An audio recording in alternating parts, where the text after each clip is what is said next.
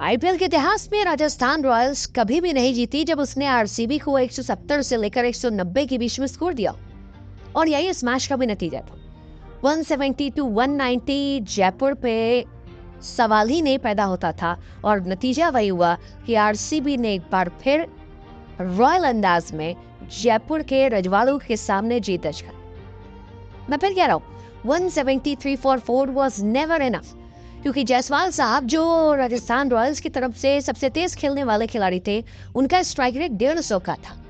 लेकिन Phil Salt ने जब बल्लेबाजी की तो वो स्ट्राइक रेट लगभग 200 का था और यही दोनों टीम का डिफरेंस बना। नतीजा 17 ओवर 3 गेंद में आरसीबी ने 175 रन चेस कर दिए।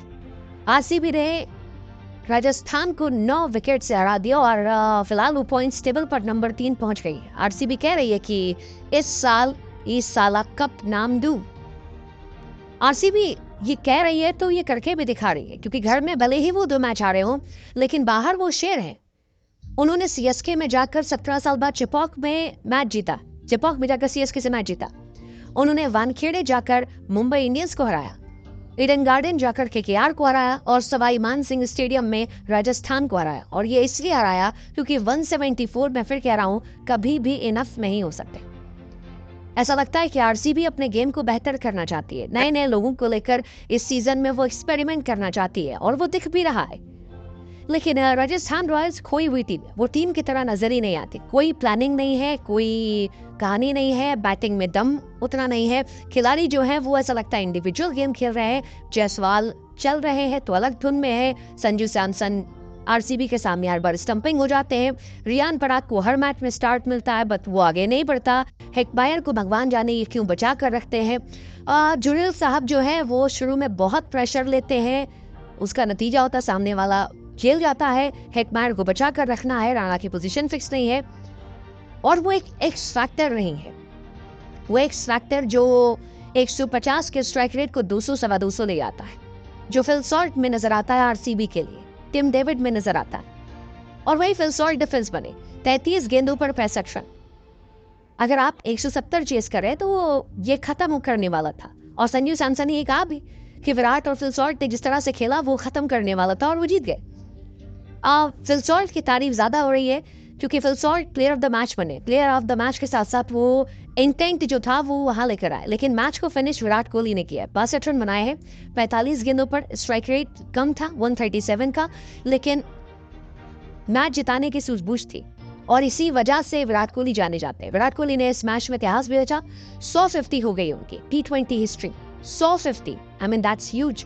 100 अर्धशतक लगाना बहुत बहुत बहुत बड़ी बात है और फर्स्ट एशियन है जिन्होंने 150 लगाई है। इस वजह से इनकी टीम जीती है। 150 T20 में, 51 शतक और 74 ओडीआई में है और 30 शतक 50 टेस्ट में। I mean Virat Kohli, that is why he is known as GOAT और इसीलिए उनकी टीम जीती है।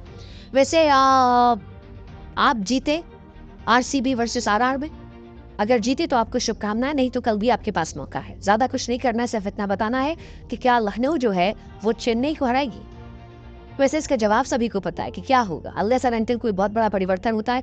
हम सब इस बात का जवाब जानते हैं कि क्या होगा इस मैच में। सो देर किस बात की है, लिंक हमने डिस्क्रिप्शन में दे रखा है, जाइए प्रोबो ऐप पर और अपनी टीम को सपोर्ट कीजिए। सिर्फ इतना बताना है क्या लखनऊ जो है वो सीएसके को हरा देगी। That's it, simple. और ये बहुत टफ नहीं है, ये बहुत टफ नहीं है क्योंकि मैच चेन्नई में नहीं है। ऐसे में आप इस चीज का जवाब आसानी से दे सकते हैं। प्रभु ऐप जहाँ बुद्धि का इस्तेमाल करना होता है। ढेरों इनाम आपका इंतजार कर रहे हैं और बुद्धि लगाइए, बताइए कि क्या लखनऊ जीतेगी। हमारे लिंक से जाएंगे तो ढेरों इनाम मिलेंगे। वैसे बुद्धि लगाइएगा जैसे विराट कोहली लगाते हैं, हर मैच में लगा रहे। पहले मैच में 36 गेंद 59 रन, फिर 31 रन, इसके बाद 67 रन 42 गेंद और इस मैच में 45 गेंद 62 रन नॉट आउट। मोस्ट 50+ अगर आप देखेंगे आईपीएल में तो वो विराट कोहली और वार्नर बराबर हो गए। वार्नर के रिकॉर्ड की बराबरी कर ली है 66। उसके बाद शिखर धवन है 53 पे, रोहित है 45 पे, डिविलियर्स साहब 43 पे थे, कमाल लाजवाब राहुल 43 पे हैं और रैना साहब 40 पे थे। विराट कोहली साहब का ये 250वां मैच था। पहला मैच केकेआर के सामने खेला था, हार गए थे। 50वां मैच पंजाब के सामने खेला था, हार गए थे। लेकिन 100वें मैच में वो जीते थे केकेआर के सामने। 150वां मैच सीएसके के सामने था, 200वां पंजाब के सामने और आज आरआर के सामने। इस मैच में एक खास बात और है कि देवदत्त पडिक्कल जो है वो सेकंड आरसीबी के खिलाड़ी बन गए, इंडियन आरसीबी खिलाड़ी जिन्होंने आरसीबी के लिए 1000 रन बनाए।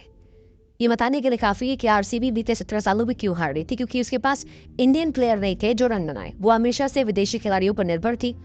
फाइनली अब विराट कोहली के बाद दूसरा खिलाड़ी आ गया है जिसने आईपीएल में आरसीबी के लिए 1000 रन बनाए। और अगर आप विराट और उनके रनों का अंतर देखेंगे तो तकरीबन आपको 6500 रनों का अंतर नजर आएगा, जो बताता है कि आरसीबी इंडियन प्लेयर में इन्वेस्ट कम करती थी, अब कर रही है, तो उसके रिजल्ट जो है वो भी दिख रहे हैं।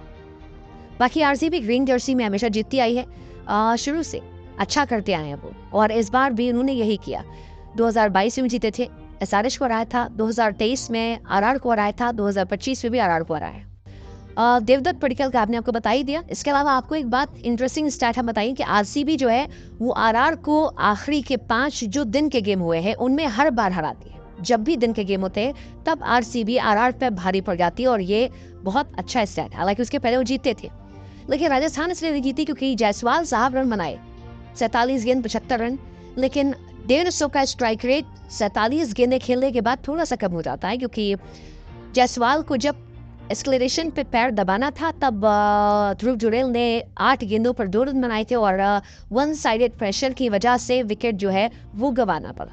रियान पराग साहब इस मैच में उन्होंने बनाए 30 रन। स्टार्ट हर मैच में मिला है, 26 रन पिछले मैच में, 43 उससे पहले, 37 उससे पहले, 25 उससे पहले, लेकिन उस स्टार्ट को आगे बढ़ा नहीं पा रहे। संजू सैमसन साहब 15 बनाकर आउट हो गए, स्लो खेला।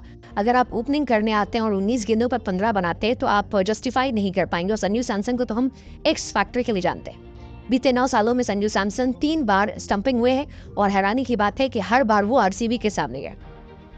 हेटमायर को क्यों बचाते हैं मुझे नहीं पता, मुझे सीरियसली नहीं पता कि हेटमायर को छिपा के नहीं क्या मिलता है। बाकी आरसीबी की बॉलिंग ठीक थी। भुवनेश्वर कुमार हर बार की तरह इफेक्टिव थे, 4 ओवर 32 रन, 1 विकेट। हेजलवुड जो थे वो भी कमाल थे, 3 ओवर 26 रन। कुरनाल पांड्या कमाल थे। सुयश शर्मा जो थे वो आज थोड़े से महंगे साबित हुए। राजस्थान की बॉलिंग में तो आज सभी महंगे साबित हुए। जुफरा आर्चर विकेट नहीं मिला, तुषार देशपांडे पिट गए, संदीप शर्मा की आज पिटाई हुई, तीक्ष्णा जो है उनकी पिटाई हुई, हसरंदा की पिटाई हुई, पराग भी नहीं चले। ओवरऑल आरआर एक टीम के तौर पर नजर नहीं आ रही। खिलाड़ी अच्छे, मुंबई वाला हाल है, खिलाड़ी अच्छे लेकिन एक टीम लैक कर रही है। जो कहते हैं ना, टुगेदर ईच अचीव मोर। किसी कमजोरी को कोई ताकत बनाकर कर देता है और एक दूसरे को संभाल कर चलते हैं, वो नहीं दिख रहा, और उसी वजह से वो आ रहे हैं। आरसीबी इस साल बेहतर नजर आ रही है, और मुझे लगता है कि आरसीबी इस बार टॉप 4 में जगह बनाएगी। क्या ट्रॉफी ले जाएगी वो आप हमें कमेंट सेक्शन में बता दो। क्या इस साल आपका नाम दूं?